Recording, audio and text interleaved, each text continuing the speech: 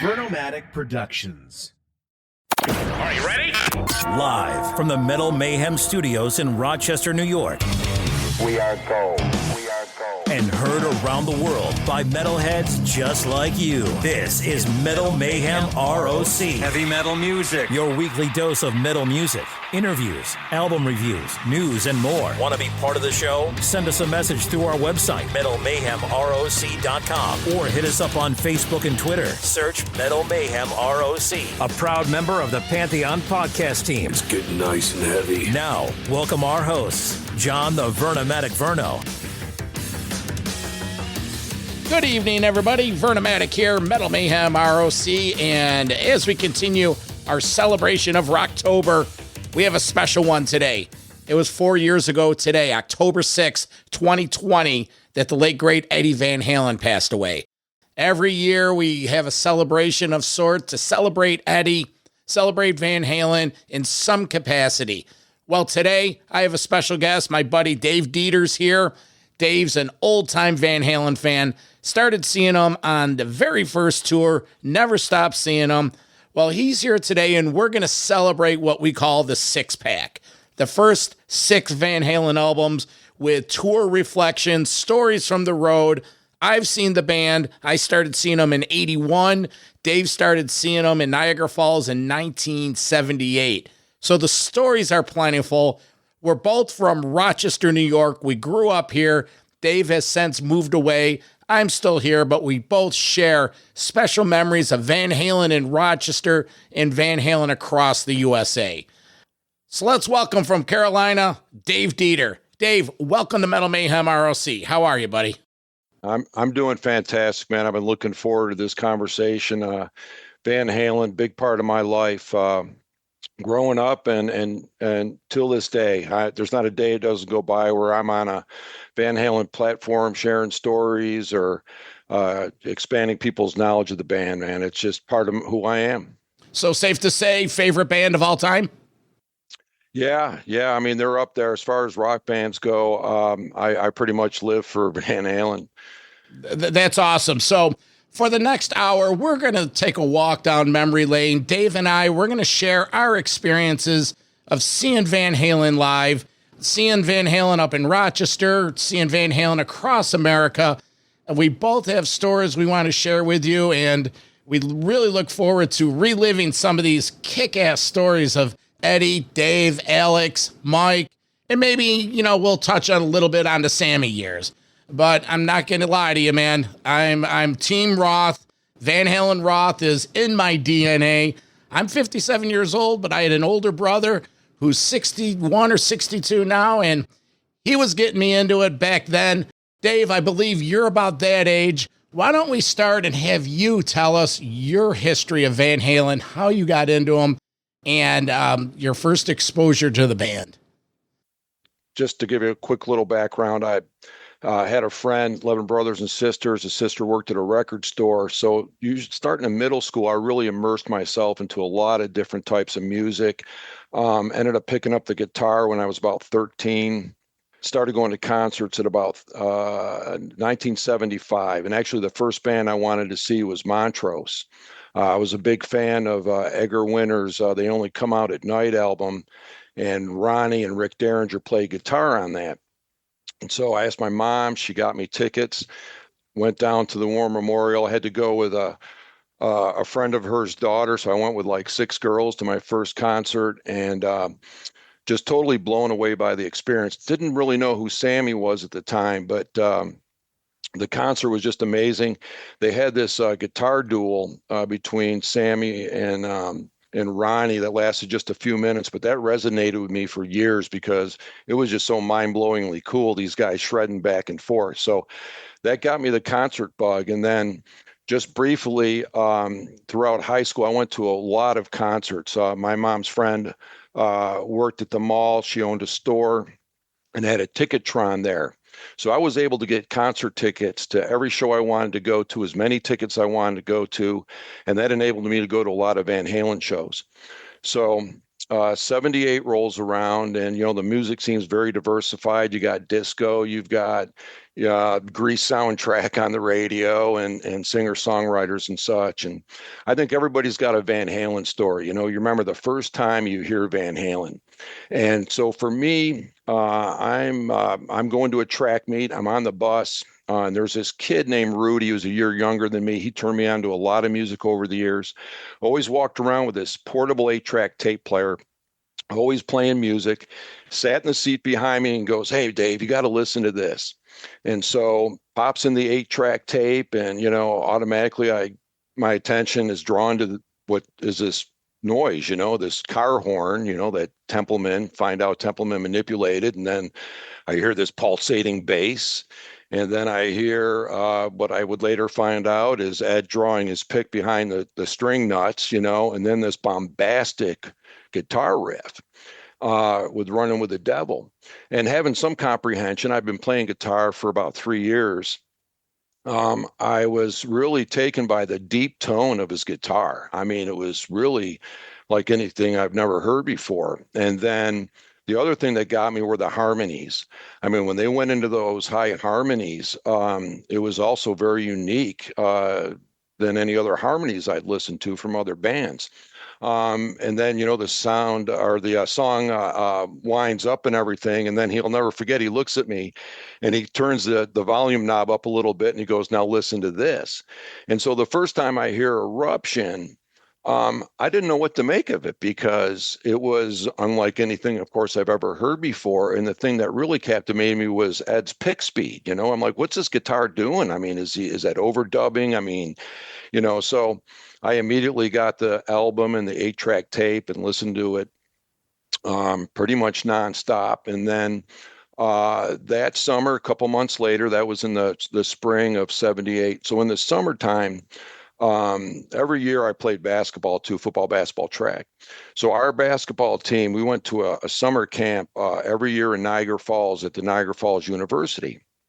And we would go and daily festivities. And then after dinner, we'd always go to my dorm room, play cards, poker and whatnot. And that '78 summer, I brought, I remember Van Halen, Some Girls by the Stones, Thin Lizzy, Live and Dangerous, and we're just listening to music.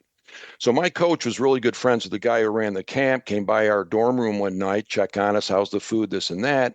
And he's like, "What's that you guys are listening to?" And we're like, "That's Van Halen." And he's like, "Wow, man, I've never heard anything like that before." So listened to a couple songs. Fast forward about a month later, and first week of school in Greece, and my buddy comes up to me and goes, "Hey, Dave, man, I just got done talking to the coach, and that guy Greg from Niagara Falls invited us to go see a concert at Niagara Falls with Black Sabbath and Van Halen for anybody who wanted to go."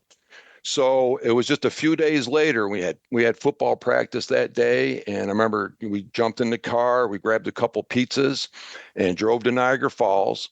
Got there and met up. I think his name was Gary or Greg, don't remember his name per se, but, and the show was sold out, but he got us into the convention center and sat with us. And we sat in a section to the right where they didn't sell tickets. It was off to the right side of the stage. So we had a really tight angle of the stage.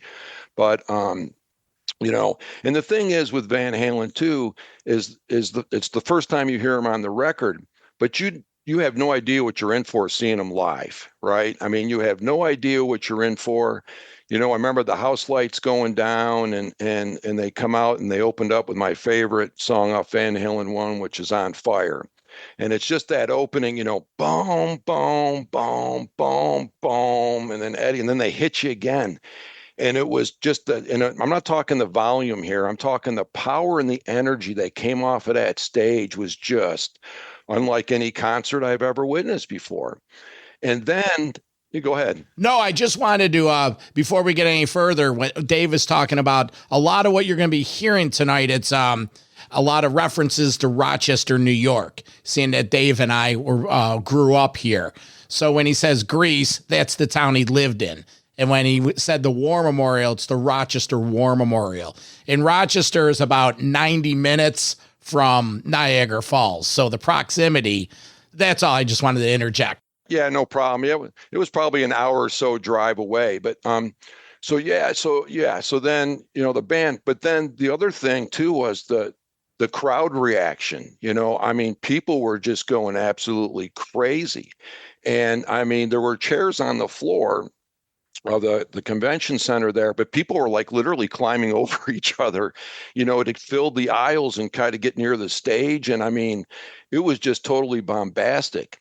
Another thing was their actions on stage, So I mean, Sabbath has got their equipment out there, so Van Halen only has, I don't know, maybe 15 feet to work with. But most bass players you see in concert, they stand by the drum riser off in the corner, and here you got this bass player, Mike's just like all over the place and rolling around on the ground, and then Ed. Ed looked like somebody with a big, huge afro wig and like octopus arms. All you saw was this bob of hair going up and down, and then, of course, you got Roth, who, again, little space to work with, but he's just all over the place. And then Ed, and I say this about Ed as many times as I saw him, like 78, 79, and 80. He was very, like, focused and just really into his playing. I mean, he was just dialed in, and just so all this is going on, it's like watching a three-ring circus, and then all of a sudden, Mike does a solo. I mean, what bass player does a solo in concert? I mean, nobody I'd seen before, and he's out there just dry humping his bass and just making these noises that were unearthly, man. They sounded like dinosaurs, right? And the whole show was just one thing after another. It only lasted, they pretty much played Van Halen 1. And after the show, we just kind of looked at each other like, what was that? I mean, it really just kind of stuck to you. Well, let me ask you a couple questions. Yeah. One, sure. What was the attendance? Well, I don't know what it held, but it was full. It was packed. And we've talked to a lot of people that have seen the tour, and everyone always comments, in your opinion, did they blow Sabbath off the stage? And how bad or how good or how neutral was Sabbath? Well, I was a big Iommi fan, so I was looking forward to Sabbath after that, and they weren't that good, to be honest with you, in my opinion. But something crazy happened during their set too. It was very distorted, it was very, very loud, distorted. It didn't sound that good. But during the Van Halen set, everything got disarrayed on the floor and everything. And there was I believe they were biker guys, man. There's some big dudes there on the floor. And we're probably sitting 7, 8 rows up in this section. And about 4 or 5 songs into the Sabbath set, there's a medley. I'm not going to say it was a brawl or a fight, but there's pushing and shoving and everything going on. And they stopped the concert. And at that point, we actually got up and left because they turned the house lights on. And I know they resumed the concert because of probably 6, 8 months ago, they had the concert on YouTube, and I went to go listen to it. And after about the 4th or 5th song, you can hear them reintroduce the band. So they stopped the concert and then they started it up probably 4 or 5 songs in. But to say Van Halen blew Sabbath off the stage, they almost seemed like they were disinterested. Obviously they had burned themselves out by that point. But yeah, the rumors are true, or whatever you want to call it. I mean, people were still when Sabbath came on, people were just still resonating from the Van Halen show. I mean, it just I didn't see that tour, but I have been listening to those bootlegs for years. I remember getting the Die Laughing bootleg in like 9th grade from the Pasadena Civic Center. And so I know that set by heart. And throughout the years, I've listened to all that. And now with YouTube, there's some great 79 or 78 footage that's been restored. And you're right. Just that first Van Halen tour, it was David Lee Roth was untouchable.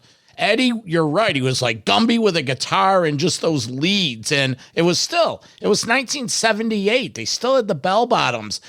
So the Van Halen I Tour, Niagara Falls, was that the only time you saw him on Van Halen 1? That was the only time, and there is actually footage. They unearthed some footage about a year ago of that show that is on YouTube. I think that they synced an audio to it.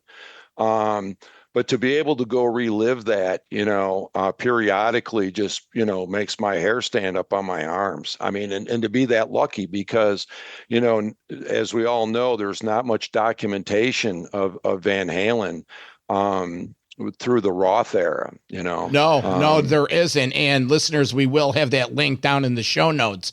But talking about limited Van Halen 70, 78, 79, 80 footage, let's fast forward a year, 79, May 18th, 1979. Van Halen comes to the Rochester War Memorial. Yes. Here's a fun little Van Halen fact. Van Halen always released their new albums in the spring, and they always came to Rochester in May. It was it just synchronized with summer. You talk about spring fever, Van Halen at the War Memorial.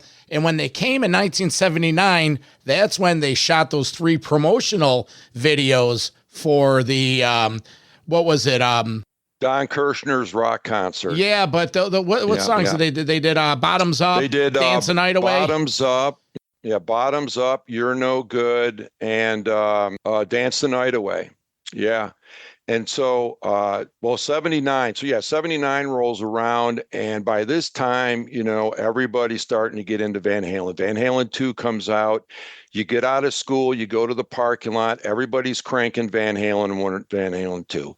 You're starting to see the symbol, the wing symbol from Van Halen II on lockers, on desks.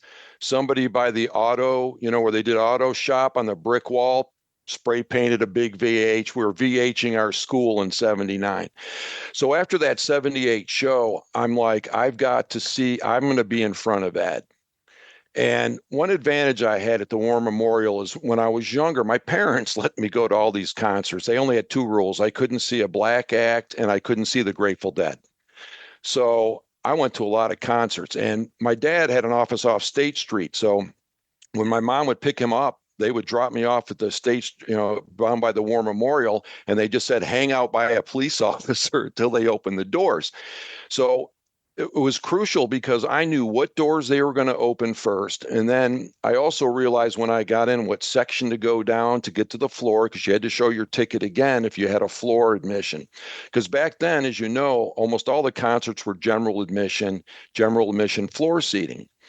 And so I went with a few friends of mine to the 79 show, and they usually sat up in the stands, drank beer, but I usually would be down on the floor and up towards the stage. So I got there. I knew what doors they were going to open up. I got to my section. I got right down to the stage. And at the War Memorial for the shows, you had we call them the boards, the hockey boards, and then you have a pit and then the stage. And I got to, I was tall enough, I could see on the stage where they'd have, where the mic stand's going to be, mic stands taped off, where Eddie's foot pedal board's going to be. And so I position myself, and then as people start to fill up, you kind of get in a position where you stick your butt out and kind of hold on to the boards as people start filing up. So I was, right in front. And so the house lights go down, and of course Ed's warming up, and Ed starts walking out noodling, and you got Rudy going, hello Rochester, and doing the intro. And so Ed walks over and puts his foot up on one of the monitors and he's looking right at me. I mean, I'm 6'4". I mean, I kind of stick out, but he's looking at me, giving me like a half smile. And I mean, my dream's coming true right then and there. And he just kind of looking at me like, man, he's like, are you ready for this? And then all of a sudden, man, so a spotlight just hits Ed, and he's got the guitar up, and he just goes down the neck to intro Light Up the Sky. And then he backpedals out of the spotlight, and then the stage lights come on, and the drum riser for that tour wasn't very high. It was probably a couple feet, but here comes, Roth with just a little kind of hop off the drum riser, and it just hit you like a bolt of lightning, man. And I mean, undescribable. And the thing about Ed and again, getting up front was just my mission there on out, is he played to the crowd right there in front of him. And again, really dialed in 79. And it was just kind of surreal for that concert. And then during those songs that were taped, this guy would come out with a shoulder camera and stand right in front of me, and I was kind of getting a little pissed off, but what are you going to do? And I missed the broadcast. I didn't know what they were doing, but it wasn't until YouTube came out where I saw the clips for Don Kirshner's rock concert. So again, like the Niagara Falls show in 78, I can revisit, that night. And I'm in one of the clips for like a hot second, and I'm sure my hand is, you see my hand sticking up there in front of Ed, but that was just surreal. And it was that night I said, I've got to see this band every single chance I can get. I mean, I just made it my mission.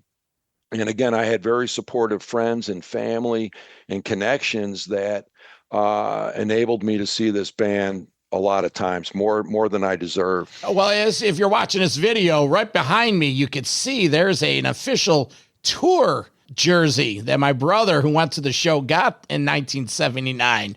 Nice. It was at 45 years old, and it's framed. But again, I was talking about my introduction to Van Halen. I was into them, but I was too young to go to those shows. So, like I mentioned, my brother and yourself, he was at these shows. We used to party on Aqueduct Street, right across the street. That's where we used to park when we went there. And the War Memorial, I can't emphasize enough. I could visualize, as you're telling the stories, I could visualize all this stuff. So 79 comes, Van Halen, they tour the world again, the hottest band coming up, and then the 80s come. Metal Mayhem ROC. I'm Metalhead. Metal Mayhem ROC is the home for metal from the very beginnings. This is James DeBear from Hellstar. You're listening to Vernomatic. Dave Overkill from the Cleveland band Destructor. Hey, Dave, how are you? I'm doing great. To longtime headliners. Hey, this is Red Beach from Whitesnake. Hey, this is Vinny Appice from Dio, Black Sabbath, and Last in Line. To music of today. Hi, this is Olaf Wickstrand from Enforcer. Hi, this is Braun from Mastodon. You're listening to Metal Mayhem ROC.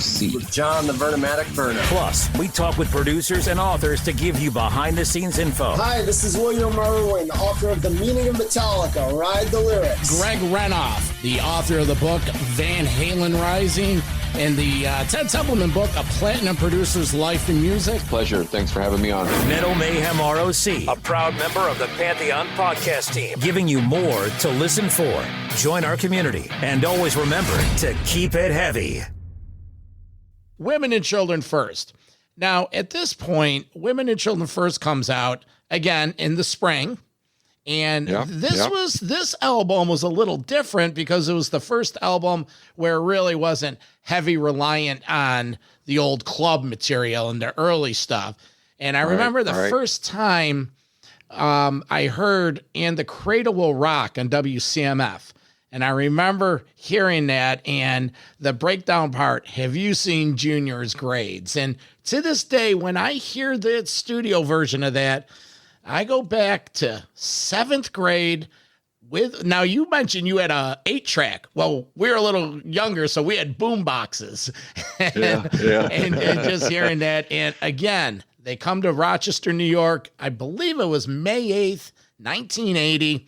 Well, at this point, my brother goes to the show, and he happens to smuggle in his Super 8 film camera. Wow! So now we have, those film cameras with the 3-minute rolls, and he brought in his camera. It's been enough years. I'm gonna share the secret. My aunt, my late father's sister, she ran the Heads on Straight program at the War Memorial. Now, the Heads on Straight program was the volunteers that would go through the crowd and assist people that drank too much, smoked too much, were puking, passed out, and they would bring them into the first aid area.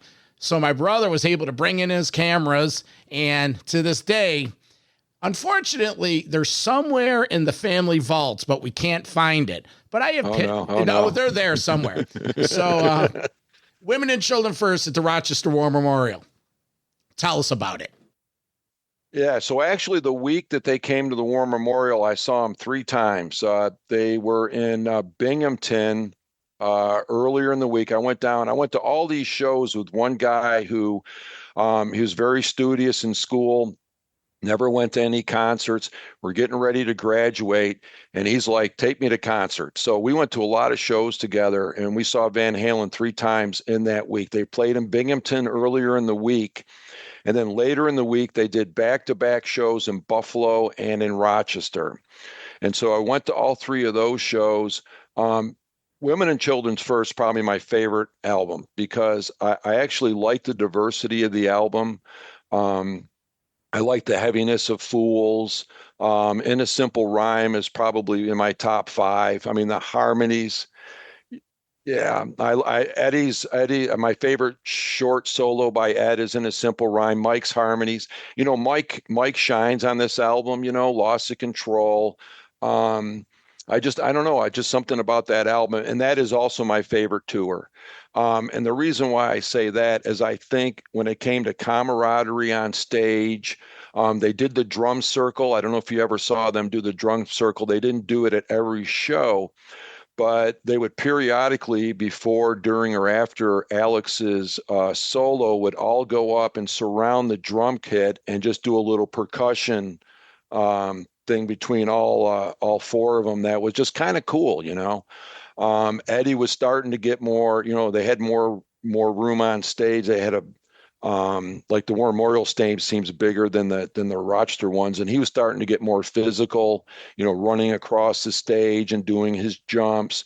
So it was really becoming even a more lively show. But that was my favorite tour. One of my favorite photos is of Ed. They used to have these like, elevated stages off to the side, and one of them is where Ed is up there. It's like a silhouette where his arms are down by his side, and he's just overlooking the crowd. That's one of my favorite shots of him. But I think also that I don't have the set list off the top of my head, but that last hour on stage for me was their finest hour live. It was On Fire, Eddie's solo. I mean, it just, those songs just really resonated with me. And we saw him the 3 times that week. And then later that summer, we went to Canada and saw them in the same week in London, Ontario, which was a really cool gig. It was a really small venue. I don't know if it was a skating rink. I'm not really sure. Remember exactly what the building was used for, but it was a very intimate show. I don't think there was maybe 5,000-6,000 people there. I saw Judas Priest there about 6 years ago. Did you? London, Ontario, and it is. You're correct. It is like 6,000, and it's small joint. Was it odd looking? Was the facade or outside of it odd looking, like oddly shaped? Well, it was weird because it was just in the middle of the town. It didn't even look like and it was weird because it was called the Bud Center. And we're in Canada. It's like, what the fuck? Labatt's couldn't step up. I mean, every single one of those shows was phenomenal. And the thing is, too, see him in Rochester and Buffalo back to back. You're drained after one of these concerts, man. I mean, you're just emotionally drained, physically drained. And you see them the next night, and understand they had chemicals that enhanced their, but how they did it every night. And I mean, they just brought it. And I think the 80 tour, I think, was their longest tour in their history. And it's just crazy. And I think one of those shows might have been the Binghamton shows. They did a balloon drop, I mean, they did different stuff at different shows, but also Dave was starting to interact with the crowd more. And the thing I liked about Roth, I mean, I kind of grew tired of him a little bit as time went on. During the Diver Down tour, especially, you saw the cracks and the seams, but when it came to crowd manipulation, nobody did it better than Roth. I mean, the music they played before the show started, the things that he said during the show, bringing the camera out, and then every night going, before the show tonight, for the 4th year in a row, Eddie Van Halen was, voted the #1 guitar player, every night. And, hey, if you squirt me with water again, I'm going to fuck your girlfriend. I mean, but if you only go to one show, you don't know that's going on, but he was just a master manipulator. And he's what really, as without Roth, there is no Van Halen. People that know the history will tell you that he was a catalyst early on. And so, but no, the 80 tour, that was that was, to me, that was just the peak, Van Halen, that 80, 81. Of course, in 81, they were phenomenal. I mean, Fair Warning comes out, and ironically, their lowest selling album, but probably the fan favorite, maybe behind Van Halen 1. Yeah, Fair Warning. It's this is when I start seeing Van Halen. So my father, my late father, God rest his soul, said you can't start going to shows until you're 13. And so my first show was Ted Nugent, September 1980. That's when. Nice. So then, did Crocus open up for that them? was the next summer. That was 81. Okay. September 1980 was Ted Nugent and Humble Pie. Okay, I'm sure I was. Yeah, I remember. Okay, with no Frampton. No. So I have a chance to go see Van Halen, and it's the springtime of my 8th grade year. And in the spring of 1981, Rush releases Moving Pictures. Van Halen releases Fair Warning. But the tickets for these concerts went on sale in like February. So when I bought these tickets, I get them. I nail them up to my bedroom wall right next to all the posters. Yeah. And Dave and listeners, let me tell you something. I did not open a book for the rest of the semester, counting the days down to the Van Halen show. Well, the Van Halen shows and the Rush shows come and go. And what followed after those concerts a week later was my final report card in. Needless to say, I had to repeat 8th grade. But it was all worth it. So my experience with Van Halen, Fair Warning tour, and if I could paint the picture, you go into the Rochester War Memorial, and this is when arena rock was at its peak. You walk in there, it's a general admission show. People are smoking cigarettes, people are smoking weed, you're smuggling in Jack Daniels, not me, because, I didn't need any of that. But it was I just remember sitting down there in the band, hear a little fact check. Do you remember what band opened for Van Halen in Rochester? In 81, I think it was the Fools. It was the Fools. All right, we'll give you. And they didn't last but about 3 songs. And I was up front by Ed, and I got pelted with everything you could imagine. And just like Dave said before, they opened with On Fire, and this is my favorite tour. I think this was Van Halen at their peak, their prime, that stage show. Now, you mentioned by 1980, Women and Children First, they were playing on bigger stages and they had a little more room.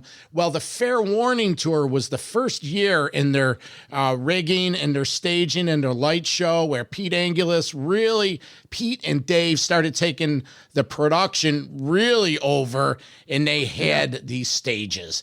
And with the back tapestries, and it was just fantastic. Another little remnant. I was able to go into the vaults and dig out my Fair Warning tour shirt. Now, of course, can't wear this anymore, but it's in the vault.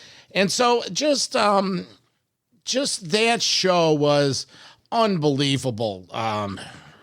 What they were wearing, the music they were playing. And for a 13-year-old kid, I was 13 because my birthday's in July. It was just absolutely unbelievable. And that started my Van Halen career. And I put pen to paper, went down my list, and I've seen them 24 times since then. And your thoughts of Fair Warning. Because I could go on all day on it. Like I stated, just the imagery. What did you take out of that Fair Warning show? And how many times did you see him, and where did you see him? That 80, 81, I think I told you those 2 summers was my Van Halen. That was my peak Van Halen time. I mean, they were never better then in any lineup. And so, it was just larger than life. And, the thing about these shows that, when you leave a concert, after you left this concert, it went out into the concourse. I mean, people were just yelping and cheering out in the parking lot and horns blaring. I mean, you talk about anticipation. Yeah, you'd buy your tickets sometimes a couple months in advance, and every night leading up to that show, once you had those tickets in your hand, it took you back to being 5 years old on Christmas Eve. All you could think about was Van Halen. I mean, the anticipation, and then, there's always anticipation when you go to a concert and the house lights go on, but you're having that anticipation, weeks in advance. And so again, I was so hungry, and again, right place, right time. The next time I saw him, so my relatives, I had a couple big gamblers in my family at OTB. They lived there. They would go to Vegas 2-3 times a year. And so ironically, I was talking to my parents about continuing my education out in Las Vegas because I wanted to get into hotel administration. And my relatives in groups of either 6 up to 20, at least twice a year, would go out to Vegas, did it for a decade prior. So my relatives knew that they were going out there, and they always get comped. My 2 relatives that gambled a lot got comped at Caesar's Palace, free rooms, this and that. So they sent them an itinerary of all the shows. They would comp the shows. And guess who's coming to Vegas? Van Halen. So I went out there, my mom, and got us tickets. And at the time, in early 80s, believe it or not, there was only 2 places you could see a rock concert in Las Vegas: at the Las Vegas Convention Center and at the Aladdin Casino and Hotel. It was called the Aladdin Theater. And so all the bands played there. Rat Pack played there. This was before they had any type of large venue for concerts. And so we went down to the show again. It was absolutely amazing. Small venue, held about 7,500. There was a balcony. I would end up going to school there. I visited the campus, fell in love with it right away. It was also very inexpensive to go to school there because the state taxes paid for everything.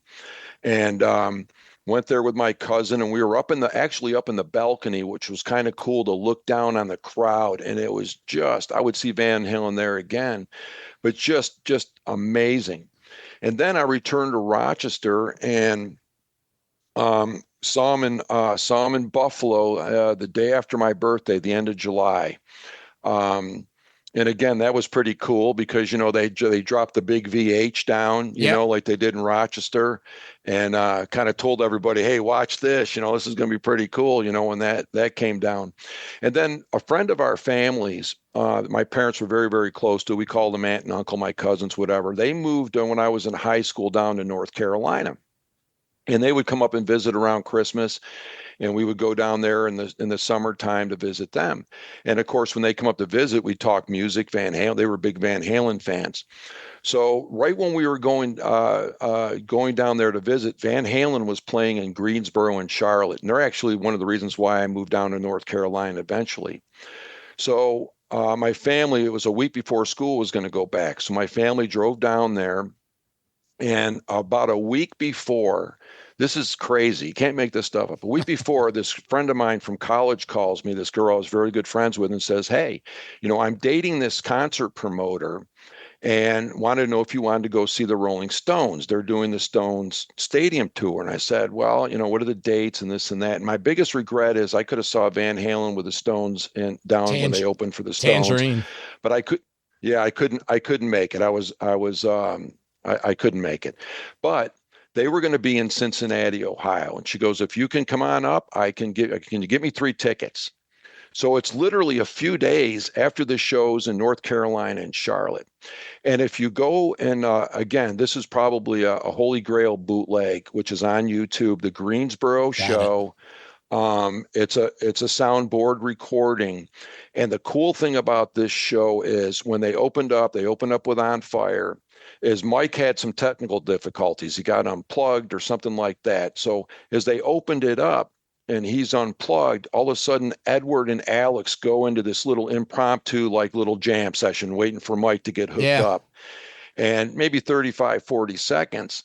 And then they hook Mike up again, and then they count off again, and then they just go into On Fire, and it'll make your heart skip a beat. I mean, that was one of the best concerts I'd ever been to. They were just totally on it. I have a question. Back in those days, how did you explained how you got to the out of town Vegas show and the other one? How did how did you know about these Buffalo shows?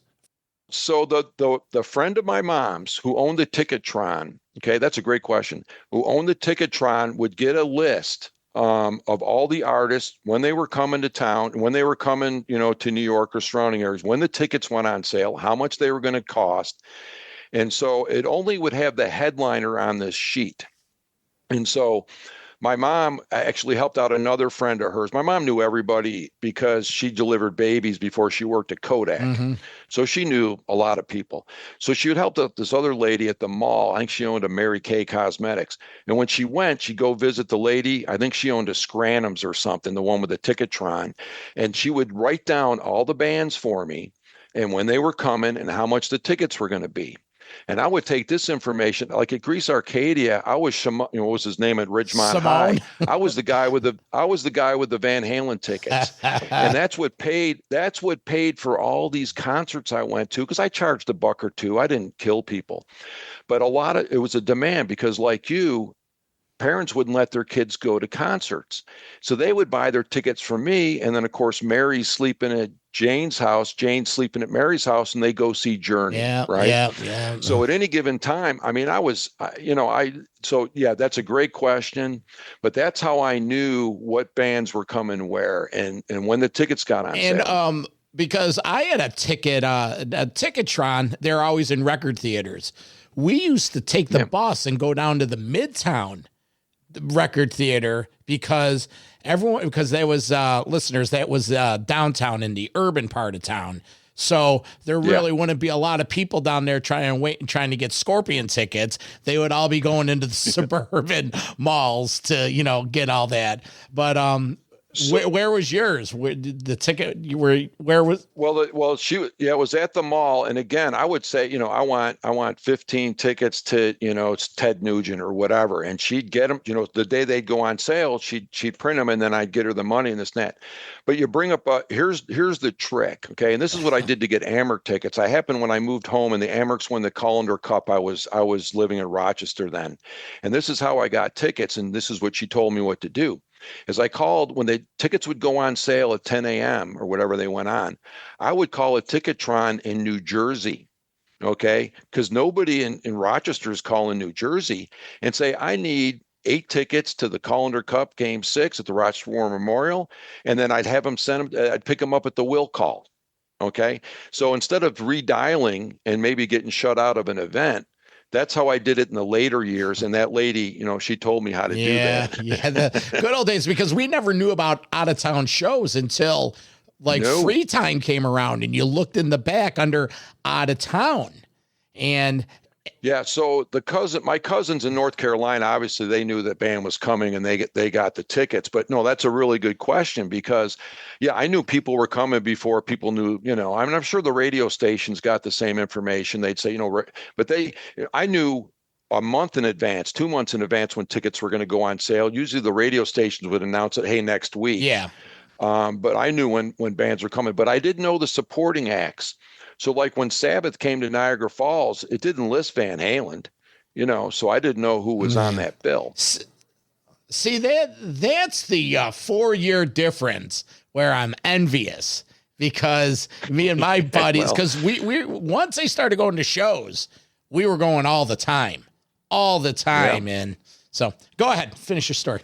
Well, I was just going to say, so my friend called, one of my friends, I call them my cousins, but they were family friends. So, and his sister, we drive up to Cincinnati. This is 2 days after, I think, the Charlotte show, it was after the Greenboro show. Anyway, and they lived outside of Greensboro. So we get up there and I'm thinking maybe I can meet the band or, we're not sure what's going to happen. So we get up there and meet with my friend, and she's like, well, I got a surprise for you. She goes, I've got you stage access. And I'm like, you're kidding. This is great. And this and that. And so what that meant is we could go, there was a stanchion, like a small grandstand off to the side on Ed's side of the stage. We could sit at that grand stage, or there was a little area next to the pit that we could stand down there. And I go, can I meet the band and like that? And she's like, well, unfortunately, and again, you don't know this at the time, but in 1980, when Van Halen played Cincinnati, David Lee Roth got arrested because of the Who incident, those unfortunate tragedy at the Who concert. They were very strict on the rules and laws at I think it's the Riverfront Coliseum. And so during Light Up the Sky in 1980, David Lee Roth asked everybody to flick their Bics. Well, that got him arrested. Mm-hmm. So the promoter's son or whatever said they're literally going to show up. They're going on stage. When they're done, they're jumping in their limo and they're gone. They're not hanging out. They're not doing anything. So my cousin and I, we went down into the pit area. My cousin's sister sat next to my friend on the grandstand.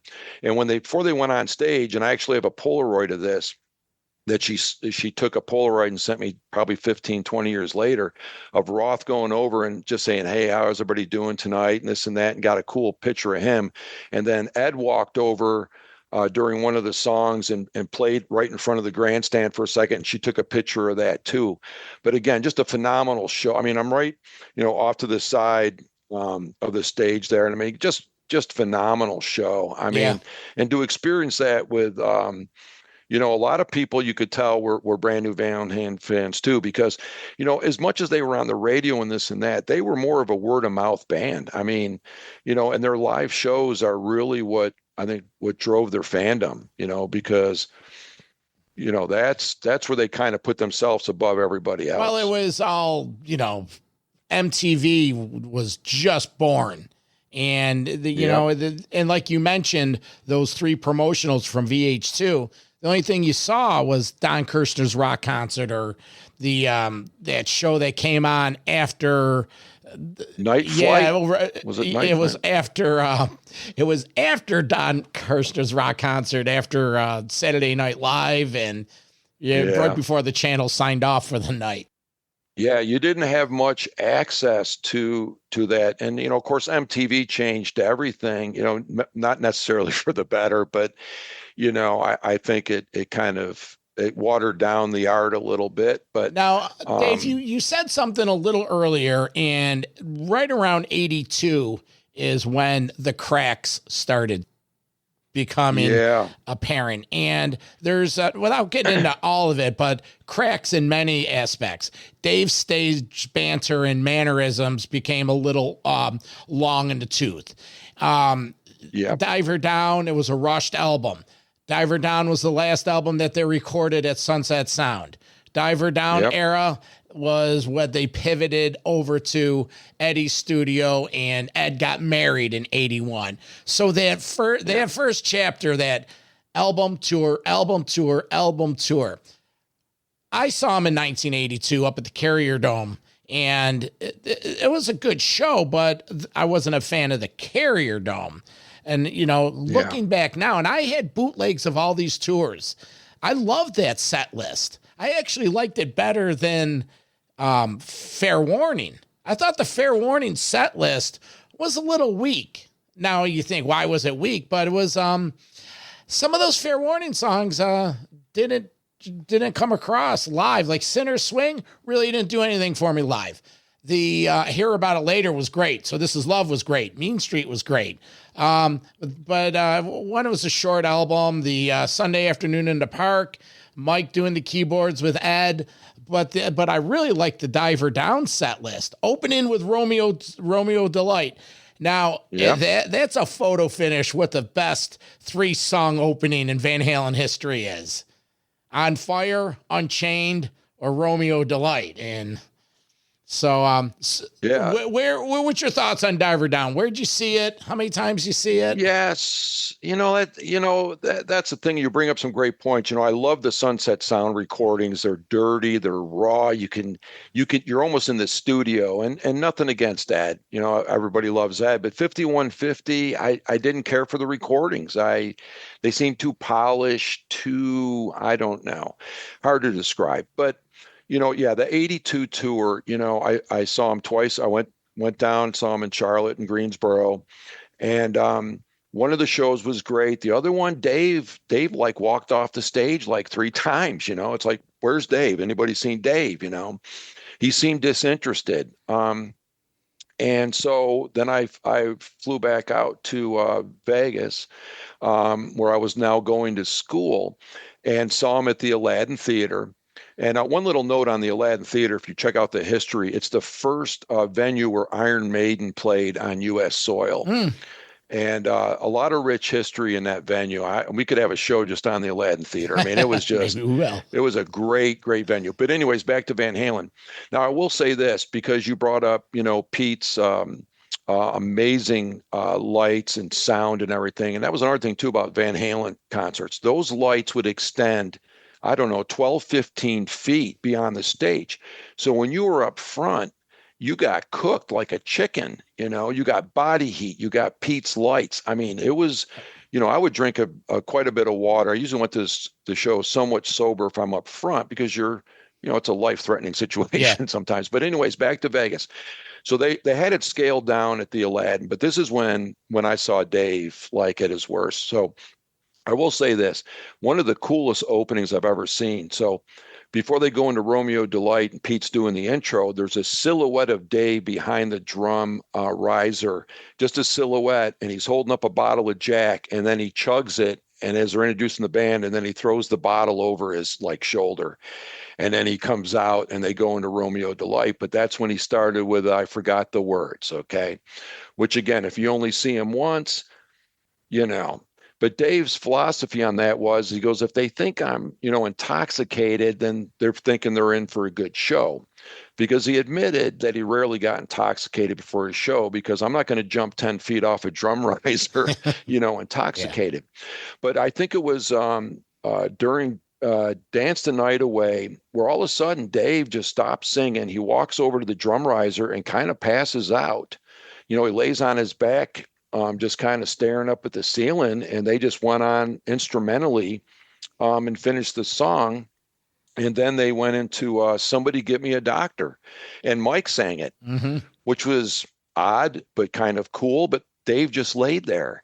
And so after seeing him, and seeing him do something similar in Carolina when he walked off the stage, and now this, he just started seeming disinterested, and that whole Diver Down, shame on Warner Brothers for being greedy and not allowing them to take a break. Dave just wanted to put out the single. Him and Don Landy put out the single just to hold everybody's interest. Let's take a year off, come back strong. And that greedy Warner Brothers, forced them to do the album and stick them on the road.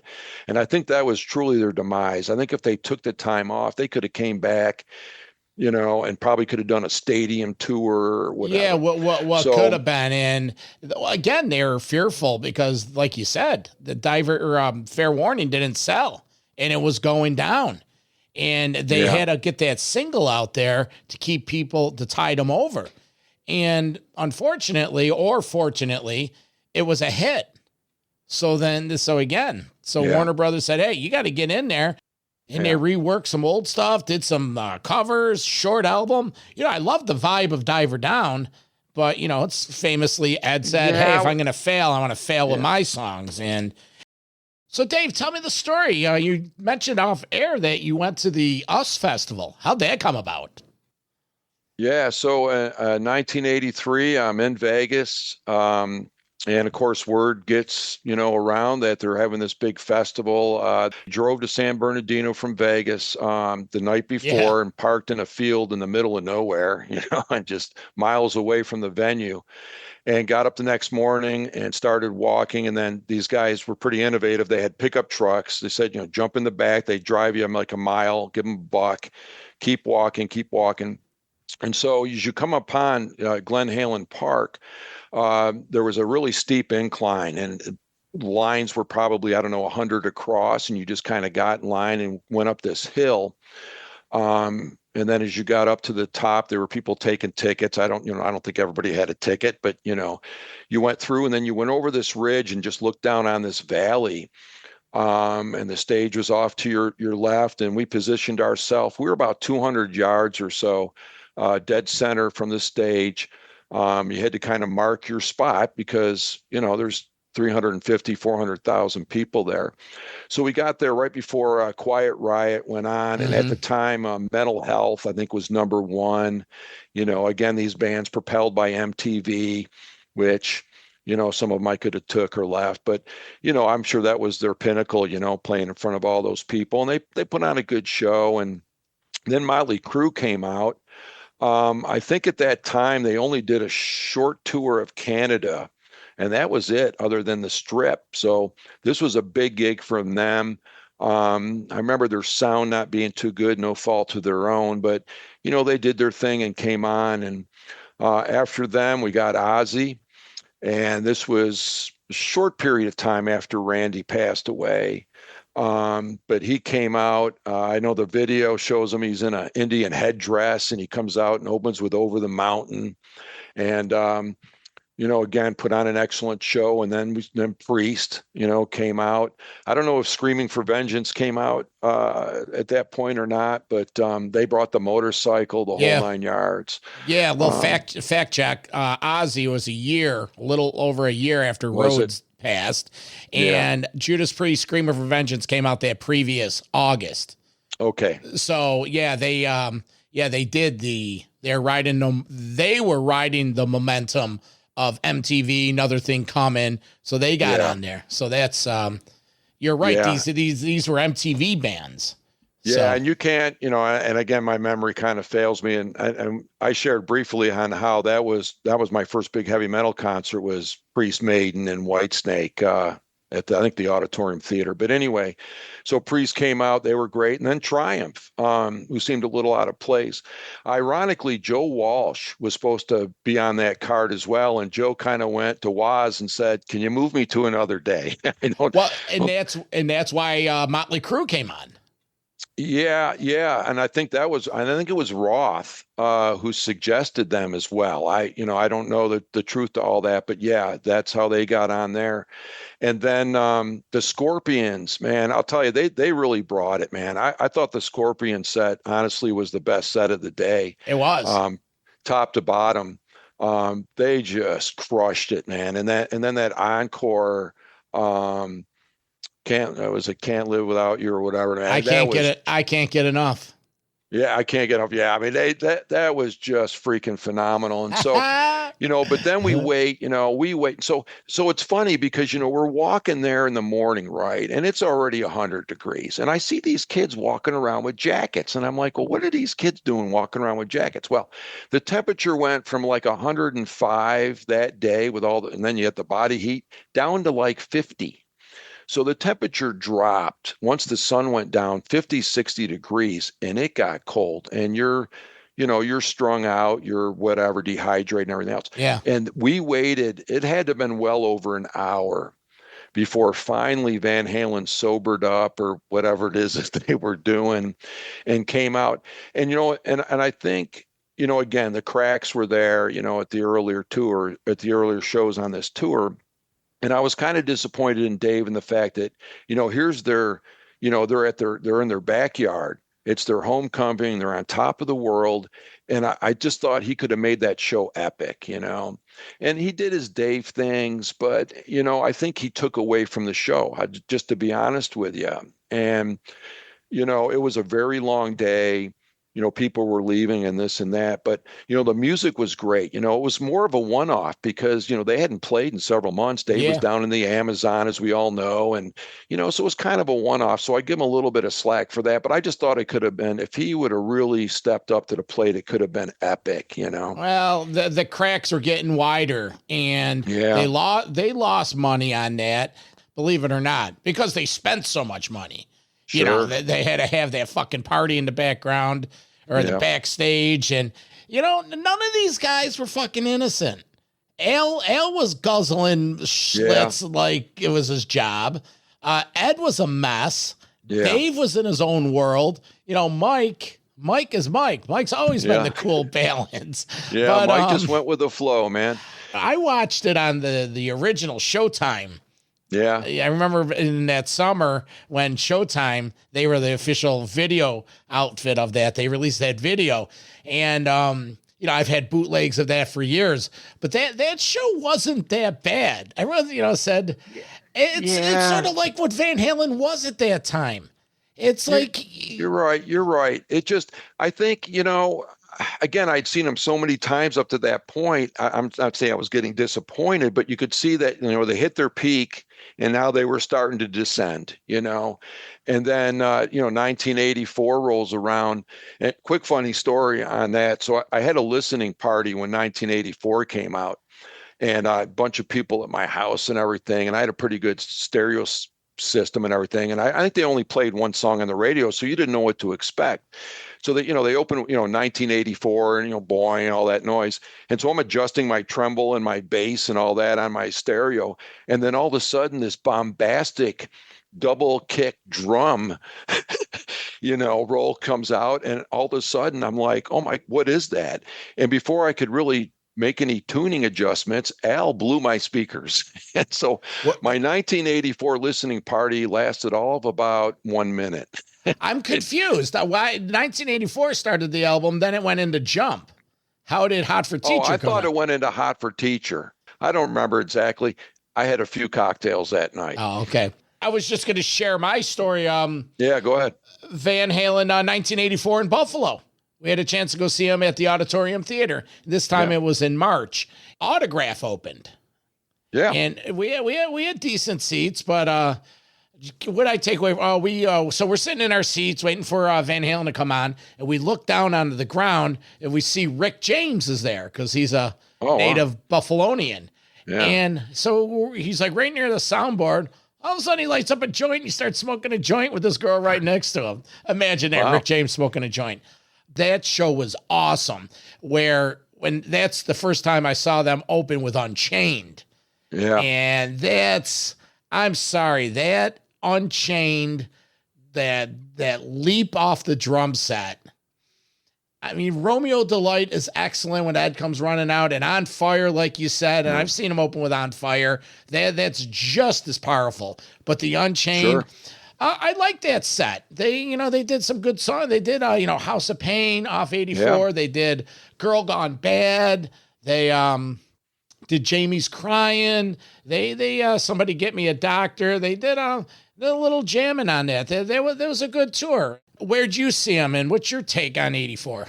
So in 84, I saw him in Charlotte and Greensboro, and then I flew to Vegas. And I thought it was I liked the stage. I liked the lights. You're right. They opened with Unchained. I think they had a solo spotlight on Ed to open that show too. I think it was just a solo on him with the dark stage, and then Roth off the drum riser. The thing with Vegas, so then I flew to Vegas. I saw him in Vegas. So by this time, they built the Thomas and Mack Arena on the UNLV campus. And so now this was a venue where bands could come, and it held probably around 16,000. And it only had opened probably a few months prior to Van Halen's arrival. I saw Judas Priest there. I think one or two other bands, but it was crazy. So when Van Halen came, again, ticket distribution was kind of limited to the venue. And what they did is they set up a trailer out in the parking lot for ticket sales. And of course, thousands of people showed up. After they sold out and people vacated the trailer and everything, the fans who didn't get a ticket literally tore the trailer apart. I mean, and Ross mentioned something at the concert about, but the fans just tore the thing apart. On top of it all, about a week before the show, in the Thomas and Mack Center, they had like this a concrete facade that went around the whole building. I think there were two of them. Some crazy man scaled the top of that and lowered himself down and spray painted a huge VH on the front of that building. Wow. And so when everybody drove in for up there, it was a big, huge VH. I mean, that was crazy. And again, the show was great. Again, Dave being Dave, the sword routine. Yeah. I went, everybody went to the bathroom. I mean, and again, I think, bands don't last forever. It's rare. You get the Stones 50 years, you get these bands, but most bands, they last X amount of years, and I hate to say it, but I knew it was time. I knew it was time that something was going to happen. I didn't like it that Dave left, but But yeah, I think that was a good swan song tour. I mean, they were on top. They were the kings on MTV. Yeah. They finally made it, if you want to call it that. And then, well, what happened, you know. Yeah, and we refer to it as the six pack. The first six. It's the end of the working relationship with Don Landee, Ted Templeman as that producing engineering team. It was the end of the era with Noel Monk. It was, everything, and it ran its course, unfortunately. But more importantly, Dave, it was the mid '80s. Van Halen was a '70s band that went into the '80s. Yeah. And, what we're doing tonight, and, we're really, reliving the six pack era because, like I said, that's my favorite era. And like I said, I've seen Sammy. I saw every tour up until, 3 weeks before they finished. Let me ask you, did you stay with the band or were you just observing from afar? So, yeah, that's a great question. I think all Van Halens went out and bought 5150 because you didn't know what to expect. But listen, ballads sold in the mid '80s. Every band had a ballad. Ed was gravitating towards the keyboards. We knew that was coming. But yeah, I'll be honest with you. I want to say almost after the Diver Down tour, I only went to Van Halen shows to see Ed. And actually, when I went and saw him at that show in Vegas, I just had regular seats. By that time, general admission was gone. There were chairs on the floor and everything. And I bought binoculars, and just so I could watch Ed. And that was the same way with the Sam tours. And nothing against Sam. I mean, when I saw that Montrose concert in '75, I mean, he the guy had a phenomenal career. I don't like how he's done business, the last couple of years, but that's another subject. And the music, I don't know, it just changed. I'm not going to say for the worse. There was a demand for it, but I think a lot of the diehard fans that were there from the beginning just start to grew and distaste for it. To be honest with you, their album sales got less and less and less.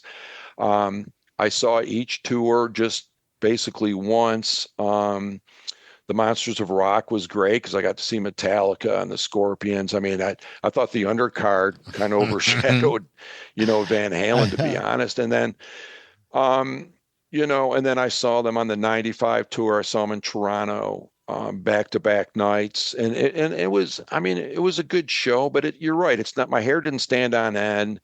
It's just not the same. And same thing when the tours when. I saw the return of the tour opener for the return of Sam in 2004, and Ed was in terrible shape. Yeah. Again, the anticipation for that show, I had like probably 15th row on the right side, and actually, I'm glad I didn't spend the $400 to get. They had a pit of something and I got shut out of that. But boy, I was glad I got shut out. And Ed was not well, and shame on again Alex and Sam for taking him on the road, and then the return of Roth in 2007. I saw the tour opener again in Charlotte, and brought some guys with me who never saw Van Halen with Dave, and that was a disappointment as well. I mean, looking back and not knowing the things that we know now, we don't then. Wolf orchestrated that to get his father sober. That's my belief anyway. I think that's been an indication of Val and Wolf, as well as, he had to get his dad playing again and get him in the studio. And I think he, in orchestrating all that. And I love the story how he had to call Ross management and say, this is Wolfgang Van Halen. Can I talk to Dave? And so looking back and 2007, boy, that was rough. And then 2012, he got a little better. And then, probably my finest moment, I took my daughters to see Van Halen in 2015, and to watch Ed go out sober. That made me feel really good. He was, I think, at peace with himself at that point. I thought some of his fret work on a different kind of truth. Yeah. On a different kind of truth was some of his best guitar work, man. I don't think it gets enough enough credit. But, if you listen to, and again, the production's poor and that album, and, Wolfgang's turned down in the mix, and but Ed's playing, and Alex too. I mean, Alex just jams on that album. And some of Ed's guitar work is it's incredible. I love A Different Kind of Truth. Yeah. I thought the production was great. I mean, again, 5150, I don't know. It's again, I wish they could, record all that, re-record everything at sunset, but my whole take on the reunion, I saw all of them multiple times. Yeah. Cleveland 07, I thought was great. Roth sounded really good. The thing with Dave singing in the second half of the reunion tours, he was just like singing out of the range. He would start, it's like he couldn't sing it. He was singing it wrong. Like he would start Dance the Night Away really high. There's nowhere to go. You can't do that anymore. And some songs are really good, and others were like, it's just singing them wrong. And I thought the tours were great.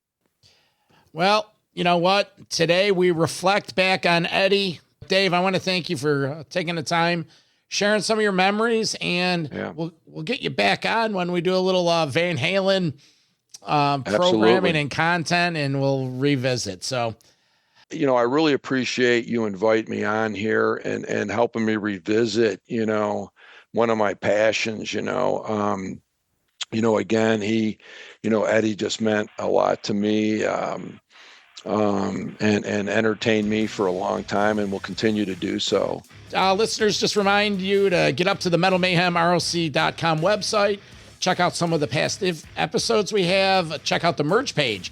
Brand new stuff, fall's here. We got hoodies, hats are coming, maybe even some gloves. And join me on Monday nights on Metal Devastation Radio for Metal Mayhem ROC Live. For my guest, Dave Ditter, I'm the Vernomatic, and this is Metal Mayhem ROC. Metal for life. Thank you for listening to Metal Mayhem ROC. Check out our website at metalmayhemroc.com for information on podcasts, archives, links to all our live radio shows, and all sorts of info. Please like, follow, and share with everyone, even your non-metal friends. And always remember to keep it heavy.